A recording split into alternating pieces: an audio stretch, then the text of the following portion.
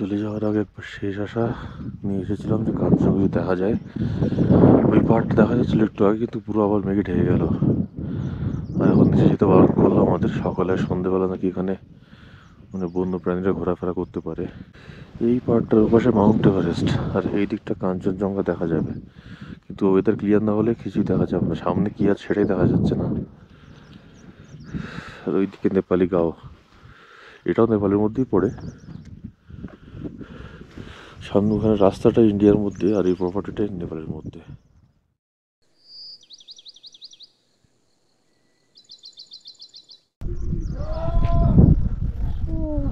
রাস্তাটা এসে আমাদের ডেকে দিল। দেখা যাচ্ছে ওরা আস্তে আস্তে মেঘ কাটছে। ওই যে কাঞ্চনজঙ্ঘা হালকা হালকা দেখা যাচ্ছে। আরেকটাই মেঘ কেটে গেছে। এরপর তো সারা রাত ঘুমাইনি বলতে গেলে, কাঞ্চনজঙ্ঘা দেখবে বলে।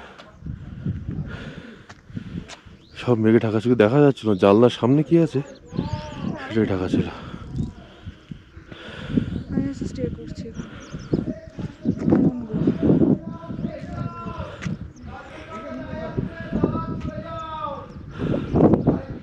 সূর্য উঠে গেছে। সামনে হেঁটে গেলে একটু পাওয়া যাবে, কিন্তু এসএসবি তো যাবো কোন দিক দিয়ে? আচ্ছা, ডান দিকে রাস্তা আছে। যা পুরো ঢেকে গেছে আবার কাঞ্চনজঙ্ঘা।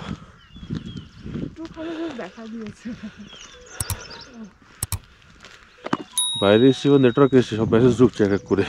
যাই হোক, 9টার সময় আমরা বেরিয়ে যাবো। একদিনের জন্য এন্ট্রি করা, তো একদিনের জন্যই আমরা থাকতে পারবো।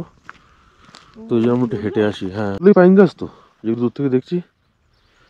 কাছ থেকে কিন্তু পাতা আবার ফল হয়েছে, দানা আছে নাকি।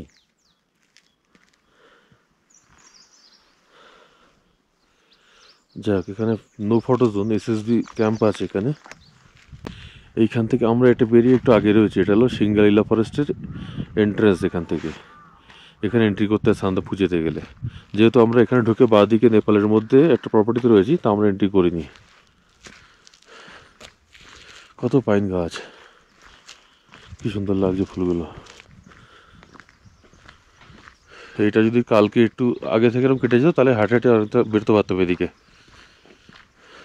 আমাদের ড্রাইভার 9টায় চলে আসবে। এখন তো 8টা বাজতে গেছে অলরেডি। একটু পরে আসলে ভালো করতো।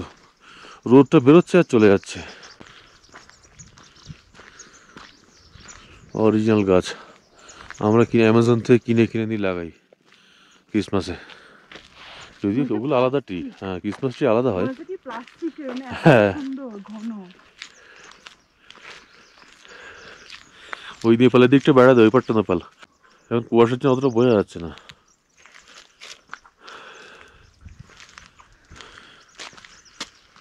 লামারটা তো পাইন ফরেস্ট ভর্তি। ও বললো কি একটু খুলছে, আরো খুলবে। আমি তো সেটা শুনে না, আমি আর বন্ধ করেছি মুখটা। আমি আর কিছু বলবো না, আমি বললে তো উল্টো হয়ে যাবে। ও মা, মেঘ ঢেকে গেল।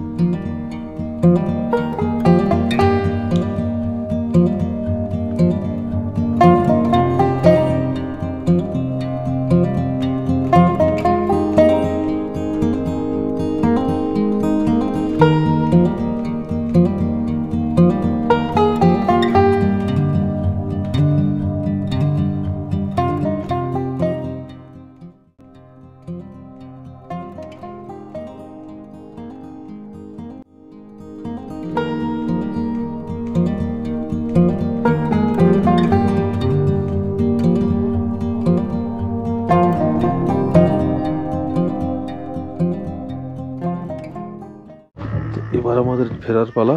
গাড়ি এসে গেছে। কালকে বোলেরো তো এসেছিলাম, আজকে ওই দাঁড়াটা আসতে পারিনি। আজকে ল্যান্ড রোভার পাঠিয়েছে অন্যটা কি দিয়ে, সেই পুরোনো ব্রিটিশ আমলের ল্যান্ড রোভার।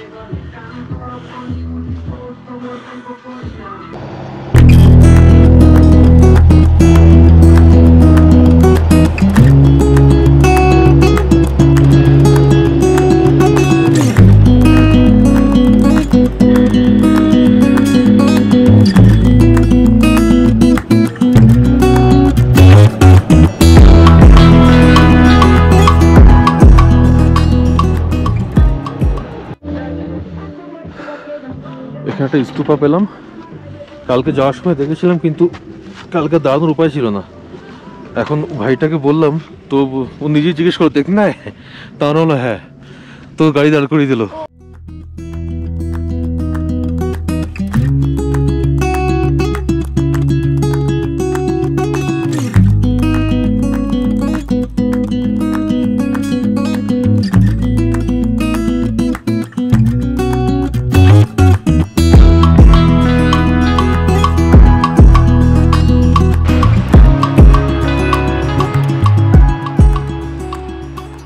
ওইখানে গাড়ি,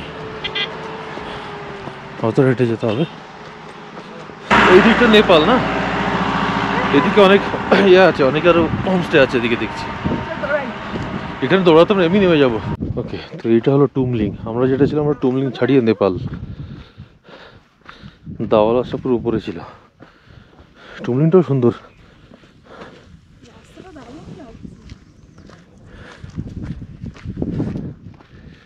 2970 মিটার।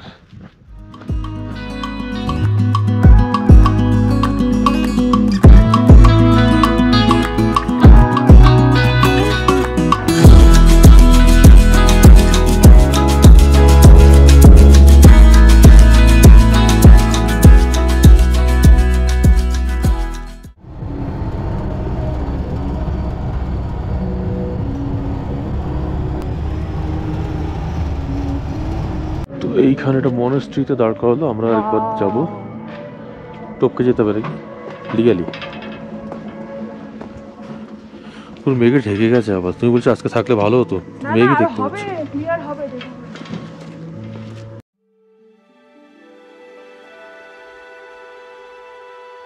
তুংলিম থেকে আর একটু নিচে নেমে এসে মেঘমা গ্রাম, আর গ্রামের মুখেই রয়েছে একটি বৌদ্ধ মনেস্ট্রি, সাংচেন উগাগিওর হোসাল দেচেন চলিং মঠ। 1950-এর দশকে নির্মিত এই মঠটি। এখানে বিশেষত্ব হলো এখানে রয়েছে বুদ্ধের 108টি রূপ। যদি আমরা যে সময় গেছিলাম ভিতরে ঢোকার দরজা বন্ধ ছিল। বৌদ্ধদের মতে আমাদের বর্তমান সময় থেকে পরবর্তী সময়যাত্রা করার জন্য জ্ঞানার্জনের যে বিভিন্ন স্টেজ থাকে, সেই জ্ঞান প্রকাশের মুখোমুখি হয়ে আমরা 108টি বুদ্ধের এই সংখ্যা এবং প্রকারগুলি সেই আলাদা আলাদা কর্মের উপর নির্ভর করে ভাগ্য এবং কাজের এক একটি মহাজাগতিক মিলনের প্রকাশ করে। মেঘমা এই অঞ্চলের সবচেয়ে পরিচ্ছন্ন গ্রাম।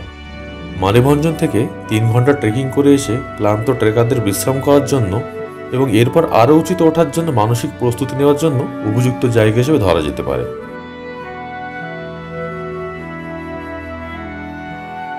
শুধু মনেস্ট্রি নয়, গ্রামটিও ভীষণ শান্ত। খুবই সীমিত সংখ্যক মানুষজন, আর সবাই খুব শান্তিপ্রিয়। দুর্ভাগ্যক্রমে মনেস্ট্রির সামনের মোড়টিতে এসে আমাদের গাড়িতে যান্ত্রিক গোলযোগ দেখা দেয়। তারপরে গাড়িটি দাঁড়া করাতে হয়, আর সেটাই আমাদের জন্য সৌভাগ্যের কারণ হয়ে দাঁড়ায়। আশেপাশের মানুষজন চলে আসে সাহায্য করতে, আর সেই সময় আমরা নেমে মনেস্ট্রিতে দেখতে যাই, নাহলে হয়তো এর কথা অজানাই থেকে যেত।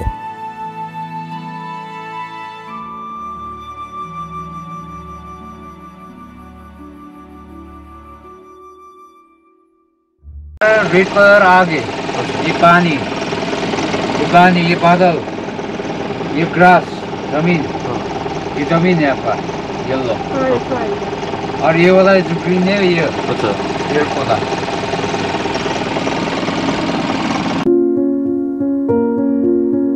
নিচে নামার পথেই দেখা পেলাম ঝাঁকে ঝাঁকে রডোডেনড্রন। তাই ক্যামেরা ব্যাগে ঢুকিয়ে দু চোখ ভরে দেখছিলাম।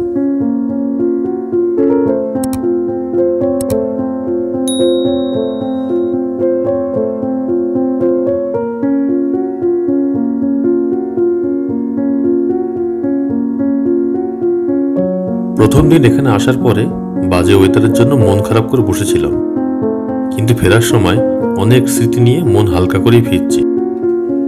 ড্রাইভার দাদাই আমাদের বলেছিল পাহাড় কখনো কাউকে খালি হাতে ফেরায় না, তাই পরের বার আসার টানটা আরো বেড়ে গেল।